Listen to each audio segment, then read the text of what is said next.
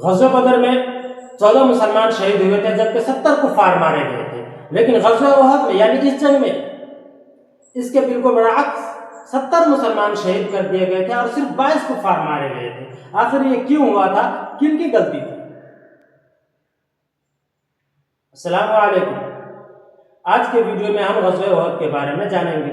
غزوہ بدر میں قریش کے 70 لوگ مارے گئے تھے جن کا کفار پر بہت گہرا اثر ہوا تھا، تو قریش نے قسم کھائی کہ جب تک مسلمانوں سے بدلہ نہ لیں گے چین سے نہیں بیٹھیں گے۔ لہذا ابو سفیان کی قیادت میں کفار نے 3000 کا لشکر تیار کیا اور مدینے پر حملے کے لیے نکل گیا۔ اس جنگ میں کفار کی تعداد 3000، اس کے گھوڑے کی تعداد 200، زیرہ پوش سپاہی تقریباً 700 اور 15 عورتیں بھی شامل تھیں۔ جبکہ مسلمانوں کی تعداد شروع میں 1000 تھی، لیکن راستے میں عبداللہ بن ابی منافق 300 آدمی کو لے کر واپس لوٹ گیا، اس لیے اب صرف 700 بچے۔ زیرہ پوش بہت محدود، گھوڑ سوار صرف 2۔ مسلمانوں کا سپہ سالار خود رسول اللہ صلی اللہ علیہ وسلم تھے، جبکہ کفار کا سپہ سالار ابو سفیان بن حرب تھا۔ جب رسول اللہ صلی اللہ علیہ وسلم کو کفار کے لشکر کی خبر ملی تو آپ نے صحابہ کرام سے مشورہ کیا، لہذا جو لوگ جنگ بدر میں شریک نہ ہو سکے تھے انہوں نے مدینہ سے باہر نکل کر جنگ کرنے کی رائے دی، اور آپ نے ان کی رائے مان لی اور اپنے مجاہدین کو لے کر احد کی جانب نکلے۔ احد پہاڑ کے میدان میں دونوں فوجوں نے سب بندی کی۔ رسول اللہ نے سب بندی کے بعد 50 ماہر تیر اندازوں کو تیار کیا، جس کا امیر آپ نے عبداللہ بن زبیر کو بنایا اور اپنے پیچھے کی پہاڑ جبل رماد پر مقرر کر دیا اور فرمایا کہ جنگ میں ہماری جیت ہو یا ہار ہو، تم لوگ اس جگہ کو کسی بھی صورت میں نہیں چھوڑنا۔ اس کے بعد جنگ شروع ہوئی۔ رسول اللہ نے جنگ میں ایسی حکمت عملی اپنائی جس سے کہ پورا کا پورا میدان مسلمانوں کے قبضے میں ہی رہا، اور تھوڑی ہی دیر میں کفار کی پاؤں اکھڑ گئے اور وہ جنگ کا میدان چھوڑ کر بھاگنے لگے۔ لہذا جو مسلمان میدان جنگ میں تھے انہوں نے مال غنیمت کو سمیٹنا شروع کر دیا۔ یہ منظر دیکھ کر تیر اندازوں کا دستہ اپنی جگہ چھوڑ کر میدان جنگ میں آنے لگے، تو عبداللہ بن زبیر نے منع فرمایا اور کہا کہ تم لوگ ایسا مت کرو، رسول اللہ نے ہمیں کہا ہے کہ ہماری فتح ہو یا شکست ہو ہمیں یہ جگہ نہیں چھوڑنی ہے۔ تو وہ لوگ کہنے لگے تم دیکھو تو صحیح، ہم جنگ جیت چکے ہیں، کفار بھاگا جا رہا ہے، مسلمان مال غنیمت سمیٹ رہے ہیں، تو ہم لوگ بھی چل کر مال غنیمت کو سمیٹتے ہیں۔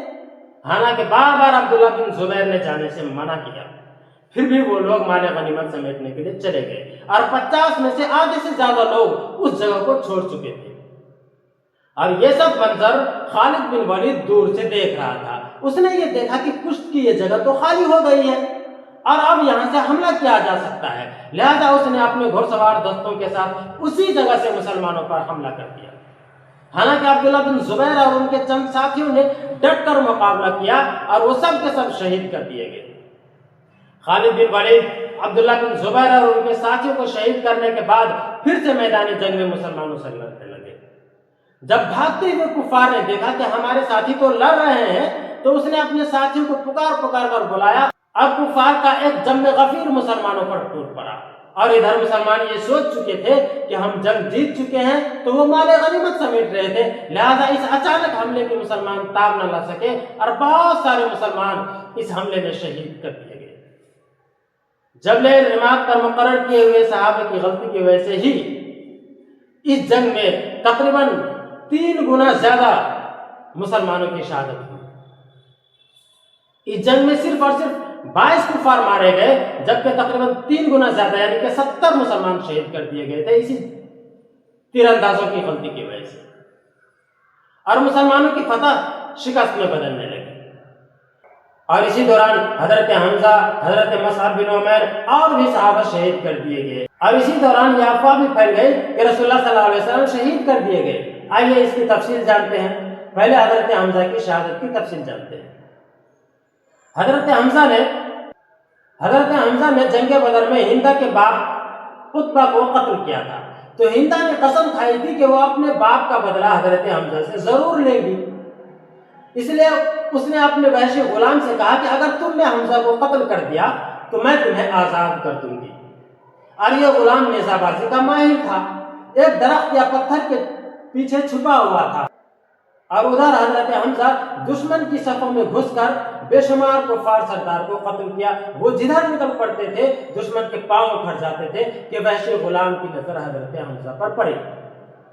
اس نے نشانہ شاد کر نیزہ پھینکا جو نیزہ حضرت حمزہ کے پیٹ کے نیچے لگا اور جسم کے آر پار ہو گیا اور حضرت حمزہ موقع پر ہی شہید ہو گئے. حضرت حمزہ کی شہادت کے بعد ہندہ بنت عتبہ نے لاش کی بے حرمتی کی. حضرت حمزہ کا پیٹ چاک کیا اور جگر نکال کر چبایا مگر نگل نہ سکی تو اگل دیا اور پھر ناک کان اور جسم کے دوسرے حصے کاٹے اور ہار بنا کر اپنے گلے میں لٹکایا. یہ واقعہ رسول اللہ صلی اللہ علیہ وسلم کے لیے انتہائی صدمہ انگیز تھا. آپ کی آنکھوں سے آنسو جاری ہو گئے. آپ نے فرمایا کہ حمزہ اللہ کے شیر اور اس کے رسول کے شیر ہیں. حالانکہ بعد میں اس وحشی غلام نے اسلام لے آیا تب رسول اللہ صلی اللہ علیہ وسلم نے فرمایا کہ تم میرے سامنے مت آیا کرو مجھے حمزہ یاد آتے ہیں. یہ تھا حضرت حمزہ کی شہادت کی تفصیل. آئیے اب رسول اللہ کی شہادت کی افواہ کے پھیلنے کو سمجھتے ہیں. اسی دوران کچھ مشرکین نے رسول اللہ کو نشانہ بنایا. ان میں سے ایک ہے عبداللہ بن قمیہ.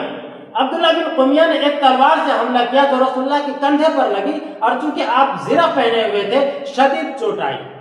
اس ملعون نے ایک اور وار کیا جو چہرے مبارک پر لگا اور چونکہ آپ خود یعنی لوہے کی ٹوپی پہنے ہوئے تھے خود کی 2 کڑیاں رسول اللہ کے چہرے میں پیوست ہو گئی اور اسی حملے سے آپ کے دائیں طرف کے سامنے کا دانت شہید ہو گیا. دوسرا شخص ہے عتبہ بن ابی وقاص. اس نے رسول اللہ پر پتھر مارا جو پتھر آپ کے چہرے مبارک پر لگا جس سے چہرے سے خون جاری ہو گیا اور آپ زخمی ہو کر زمین پر گر گئے. جیسے ہی آپ زمین پر گرے لوگوں میں یہ افواہ پھیل گئی کہ نعوذ باللہ رسول اللہ صلی اللہ علیہ وسلم شہید کر دیے گئے. مشرکین بہت خوش ہوئے خاص کر ابو سفیان بن حرب. ابو سفیان بن حرب نے کہا کہ ہم جس مقصد کے لیے آئے تھے ہمارا وہ مقصد پورا ہو گیا. لیکن تھوڑی دیر بعد جب انہیں پتا چلا کہ رسول اللہ صلی اللہ علیہ وسلم صحیح سالم ہے تو مشرکین کی ہمت ٹوٹ گئی. ان کا دل بیٹھ گیا اور وہ سب کے سب میدان جنگ چھوڑ کر بھاگ نکلے. اب موضوع پر واپس آتے ہیں. جس وقت رسول اللہ صلی اللہ علیہ وسلم پر حملے ہو رہے تھے اس وقت صرف چند صحابہ آپ کے پاس رہ گئے تھے. ان میں سے بعض کے نام یہ ہیں حضرت طلحہ بن عبید اللہ, سعد بن ابی وقاص, ابو دجانہ اور حضرت علی وغیرہ نے حلقہ بنا کر آپ کو بیچ میں رکھا تاکہ آپ کو کوئی نقصان نہ پہنچے. حضرت طلحہ نے اپنے پیٹھ دشمن کی طرف کی اور چہرہ رسول اللہ صلی اللہ علیہ وسلم کی طرف اور رسول اللہ کو پوری طرح اپنے اندر سمیٹ لیا. لہذا تیر, تلوار اور نیزے کے 70 سے زیادہ زخم حضرت طلحہ کو آئے. غرض ان میں سے ہر ایک صحابی نے جان سارے اور جان فسانی سے رسول اللہ کی حفاظت کی. اس کے تھوڑی دیر بعد صحابہ کرام رضی اللہ تعالیٰ عنہ پھر سے یکجا ہو کر کفار پر جب حملہ آور ہوئے تو کفار میدان جنگ چھوڑ کر بھاگ گئے اور اس طرح صحابہ کرام ہاری ہوئی جنگ پھر سے جیت گئے.